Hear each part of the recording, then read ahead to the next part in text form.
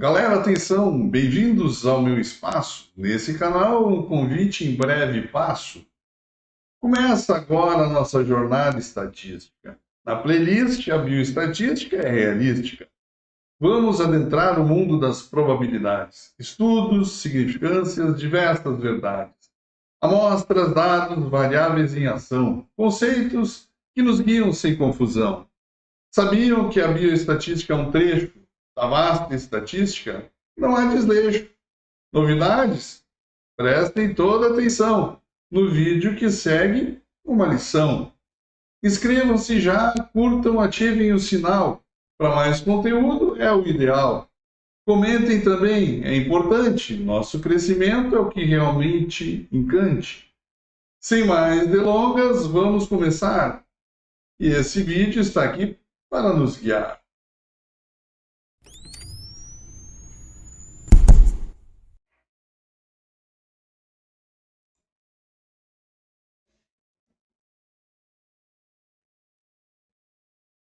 Então, gente, para muitas pessoas, a palavra estatística, ela gera um trauma muito grande, pois lembra diretamente de fórmulas matemáticas, com cálculos complicadíssimos, na tomada de decisões também relacionadas à saúde pública e medicina, no planejamento de estudos, coletas de dados, conclusões de estudos epidemiológicos e ensaios clínicos.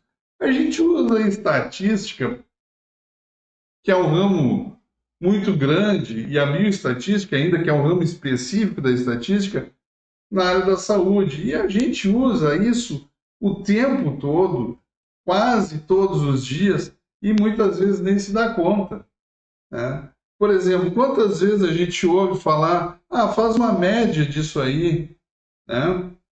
Quando a gente já está pensando em faz uma média, a gente já está pensando na estatística, né? E aí falta só a gente pensar, então, na bioestatística. E a bioestatística, ela começou a vir com aquele advento da medicina baseada em evidência. E ela determinou, então, novos padrões de exigência. E isso marcou de forma muito importante a mudança na prática médica.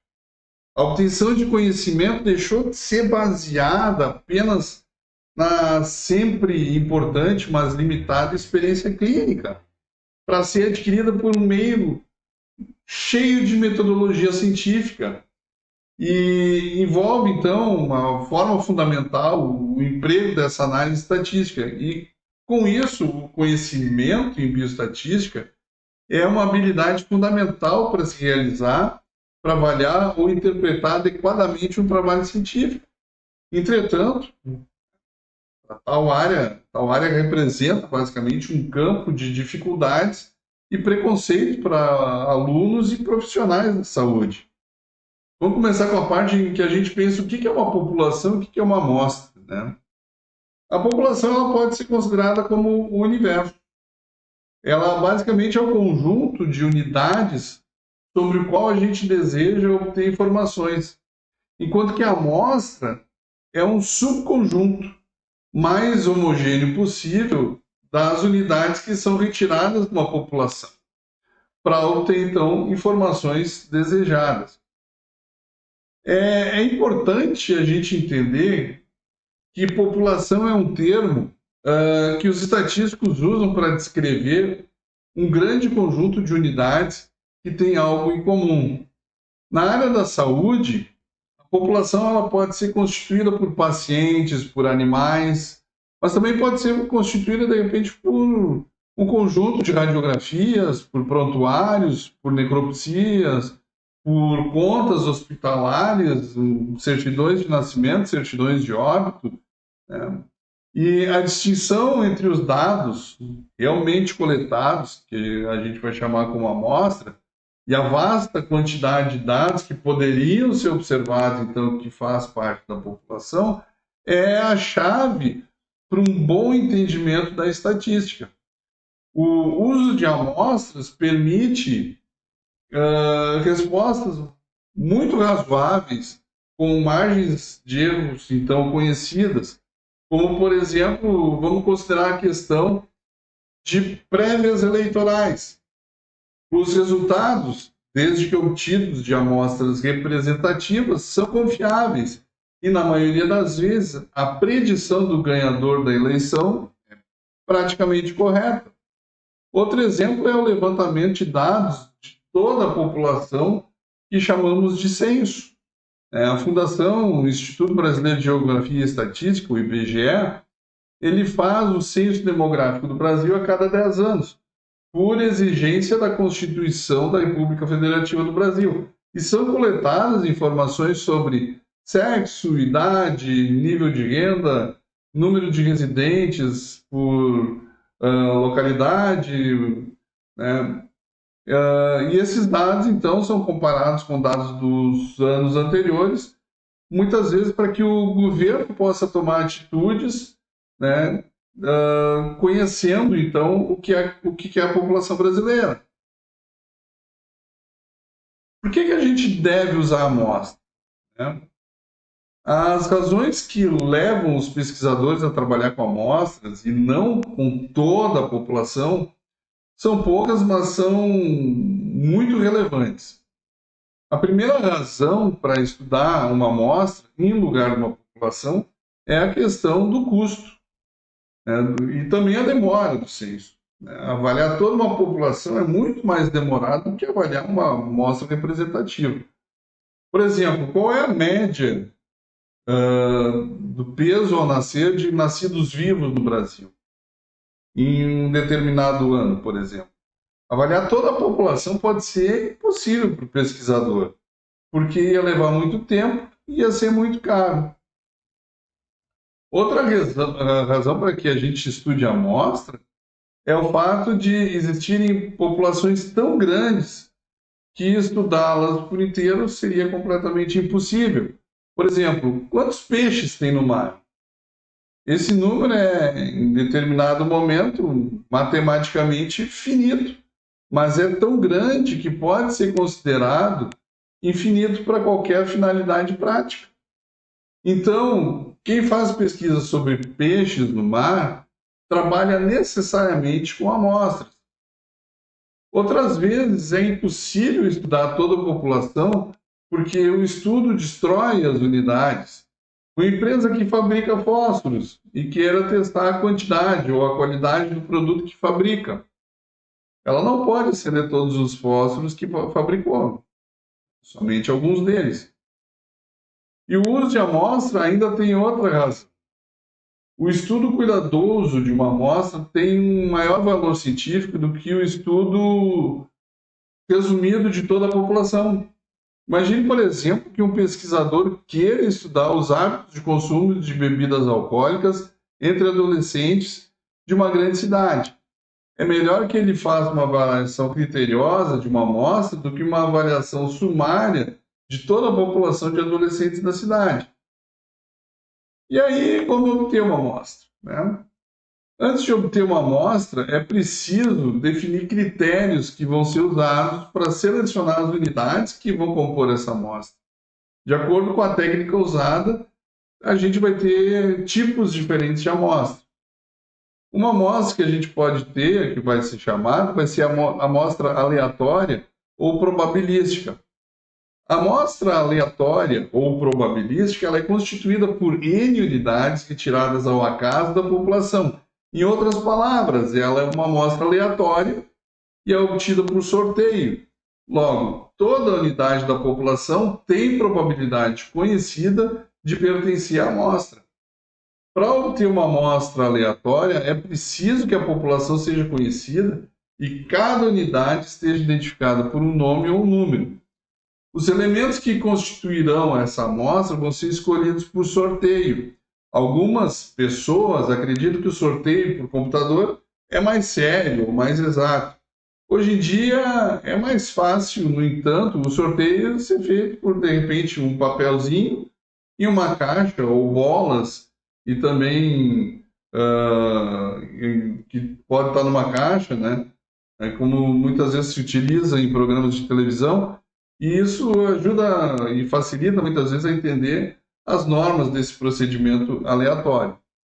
Então, as amostras aleatórias, Elas exigem que o pesquisador tenha pelo menos uma listagem com todas as unidades da população, porque é essa listagem que vai ser sorteada as unidades que vão compor a amostra. Essa exigência inviabiliza a tomada de amostras aleatórias em grande parte dos casos. Por exemplo, não é possível obter uma amostra aleatória de gaúchos simplesmente porque não temos uma lista com o nome de todos os gaúchos.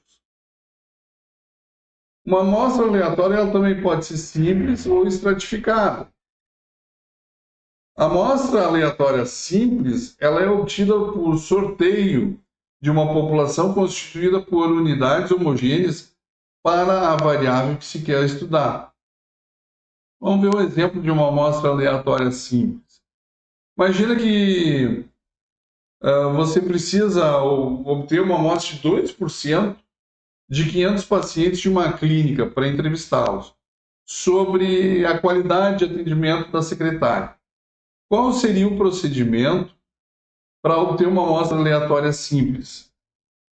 A solução, para a gente obter uma amostra aleatória de 2% de 500 pacientes, nós vamos precisar sortear pelo menos 10. E a gente pode começar a fazer isso da maneira mais antiga e conhecida, e também a mais trabalhosa. Começar escrevendo o nome de todos os pacientes em pedaços de papel, colocar todos os pedaços de papel em uma urna, misturar bem e retirar um nome. Repetir o procedimento até ter todos os 10 pacientes que vão compor essa amostra.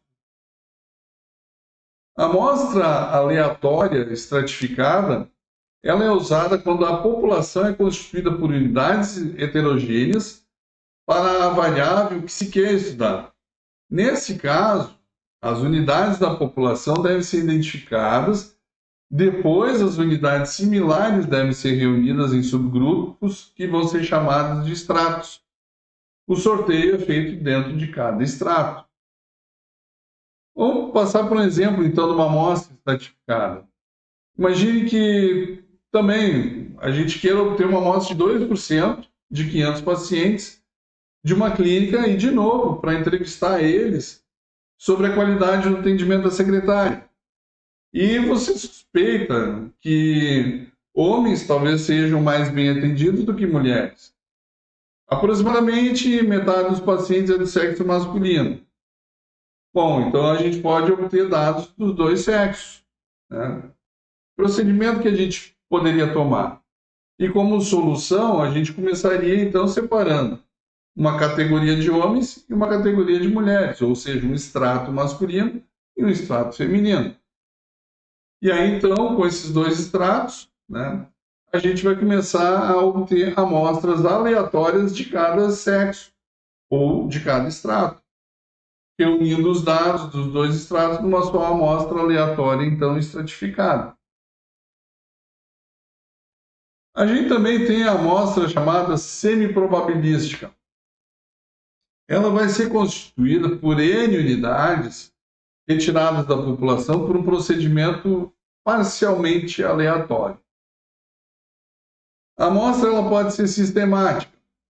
A amostra sistemática ela vai ser constituída por N unidades retiradas da população segundo um sistema pré-estabelecido. Por exemplo, se você quiser uma amostra constituída por 1/3 da população, você sorteia um número que caia entre 1 e 3. Se for sorteado o número 2, por exemplo, a partir daí, tome sistematicamente a terceira unidade de cada 4 em sequência.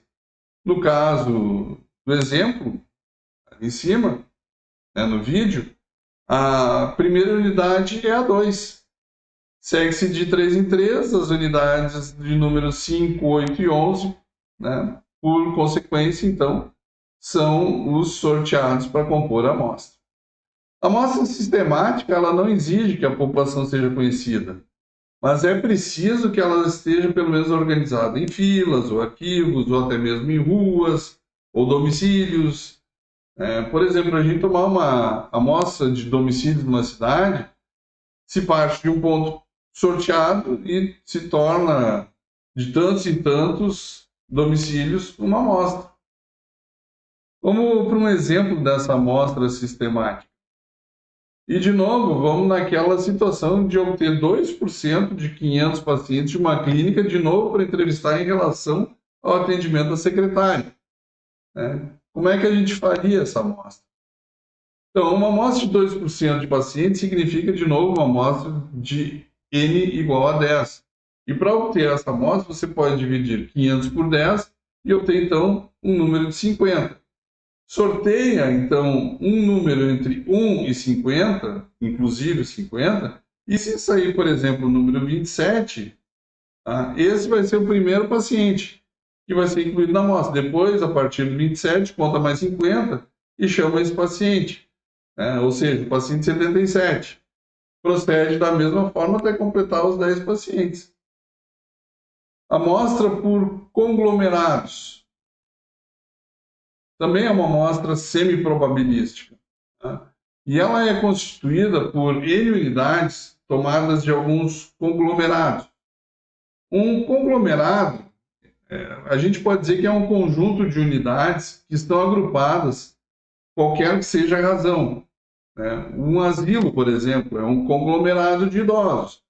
Uma universidade pública é um conglomerado de pessoas com um bom nível socioeconômico. Um sistema militar é um conglomerado de jovens adultos saudáveis. Como exemplo, imagine que um dentista queira levantar dados sobre a necessidade de aparelho ortodôntico em crianças de 12 anos. Ele poderá sortear 3 escolas, né? Provavelmente escolas de primeiro grau, e esses vão ser os nossos conglomerados. E examinar todas as crianças de 12 anos dessas 3 escolas. Então, a amostra por conglomerados, ela exige livre acesso aos conglomerados, o que nem sempre também se consegue. Um médico pode sortear 5 hospitais da cidade de Porto Alegre para entrevistar pacientes internados por problema cardíaco, mas dificilmente vai conseguir permissão da diretoria de todos esses 5 hospitais para fazer sua pesquisa. Então, vamos de novo para um exemplo de amostra de conglomerado, tá? Um professor de educação física quer estudar o efeito da terapia de reposição hormonal, o uso de hormônios em mulheres depois da menopausa, sobre o desempenho nos exercícios. Como obteria uma amostra por conglomerados? A solução poderia ser a seguinte: o professor de educação física poderia sortear 2 academias de ginástica da cidade e avaliar o desempenho das mulheres que frequentam essas academias e já tiveram menopausa, tanto as que fazem uso de terapia de reposição hormonal, quanto as que não fazem, para posterior comparação. A gente também tem amostras por cotas. Elas também vão ser constituídas por N unidades retiradas da população segundo cotas estabelecidas de acordo com a distribuição desses elementos na população. A ideia de cota é semelhante à ideia do extrato, com a diferença básica que você seleciona a amostra por um julgamento e depois confirma as características nas unidades amostradas. A amostragem por cota não é aleatória, embora muitos pensem que ela é. A grande vantagem é que ela é relativamente barata e, por essa razão, ela é muito utilizada em levantamentos de opinião e pesquisas de mercado. As amostras por cotas, elas exigem algum conhecimento da população, mas as unidades não precisam estar numeradas ou identificadas. Se a gente quiser uma unidade de amostra de homens e de mulheres empregados de uma grande empresa, basta saber, por exemplo, a proporção de homens e mulheres, né? E se, de repente, eles se encontram numa proporção muito semelhante. Então, como exemplo, né, para essas amostras por cotas, vamos considerar, então, uma pesquisa sobre preferência de modelo de carro, né? Como é que se faz essa amostragem? Bom, na solução a gente poderia pensar da seguinte forma: possivelmente vai se entrevistar homens e mulheres com mais de 18 anos que vivem numa metrópole, por exemplo, Porto Alegre, na proporção apresentada pelo censo demográfico em termos de sexo, idade e renda, né? Então, se sai à rua para trabalhar com a incumbência de entrevistar determinadas cotas de pessoas com determinadas características. Por exemplo, estaria no relatório do entrevistado, no mínimo, então, o gênero, o sexo que ele pertence, que idade ele tem e a renda. Seriam pelo menos as três perguntas iniciais, para depois começar a pensar, então, no modelo do carro ou alguma coisa mais específica sobre o carro. Então, a pessoa pode ser incumbida de entrevistar 30 mulheres, 30 homens, né, com mais de 50 anos e que recebam pelo menos mais de 10 salários mínimos. E aí, obviamente, a gente poderia julgar pela aparência da pessoa se ela se enquadra nas características descritas de homens de mais de 50 anos e que ganham mais de 10 salários mínimos. Ou então fazer as perguntas. Se tiver a pessoa certa na abordagem, depois é confirmar as características com perguntas relativas, então, àquilo que se quer pesquisar. O número de pessoas em determinada cota vai depender do número de pessoas daquela população. A amostra não probabilística ou de conveniência é constituída por N unidades reunidas em uma amostra simplesmente porque o pesquisador tem fácil acesso a essas unidades. Assim, o professor que toma os alunos de sua classe como amostra de toda a escola, ele está usando uma amostra de conveniência. Vamos para um exemplo de uma amostra não probabilística, né? Vamos imaginar que um nutricionista quer entrevistar 50 mães de crianças com idade de 3 a 4 anos para conhecer os hábitos alimentares dessas crianças. Como ele poderia obter essa amostra, né? Se o nutricionista trabalha numa escola, para obter a amostra de 50 mães de crianças de 3 a 4 anos, provavelmente começaria a procurar as mães de crianças matriculadas na escola em que ele trabalha. Bom, avaliação das técnicas de amostragem. As amostras probabilísticas, elas são preferíveis do ponto de vista do estatístico, mas não na prática. Elas nem sempre são possíveis. Na área da saúde, o pesquisador trabalha necessariamente com unidades às quais tem acesso, ratos de laboratórios, universitários, pacientes em tratamento, seja em ambulatório, seja em hospital, resultados de exames, crianças matriculadas em escolas. E as amostras de conveniência não invalidam a pesquisa, mas elas precisam ser muito bem descritas, porque representam apenas a população de indivíduos semelhantes àqueles incluídos na amostra. Por essa razão, uma enfermeira que usar os dados de um hospital para estimar a probabilidade de morte por desidratação pode generalizar os seus achados apenas para pacientes internados por desidratação. Como são internados apenas nos casos graves, é possível que a mortalidade entre os pacientes internados seja maior do que entre os pacientes não internados. Então, não teria sentido generalizar os achados para esses pacientes com desidratação. Bom, por enquanto é isso e mais informações nos próximos vídeos.